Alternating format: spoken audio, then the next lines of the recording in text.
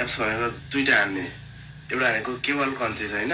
यसो ब्रोलाई चाहिँ एकजनाले एप्स कसरी भिजिबल गर्ने भनेर सोधेको रहेछ र ब्रोले अब के भन्छ हेरौँ ल।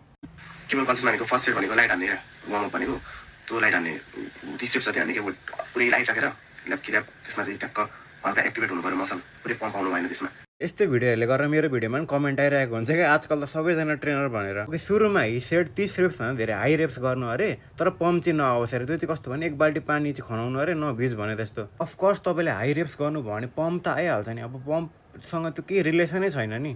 सेकेन्डमा भनेको ठिक्क वेट राख्ने, त्यसको फेलियर चाहिँ कति होस् भने 15 देखि 20 रेप्स फेलियर होस्, त्यसको थर्डमा पनि 15 देखि 20 रेप्स फेलियर होस् होइन। अनि 15 देखि 20 फेलियर हुन्छ, तर त्यो अलिक धेरै वेट मान्थ्यो भएर अलिअलि एनर्जी रक हुन्छ।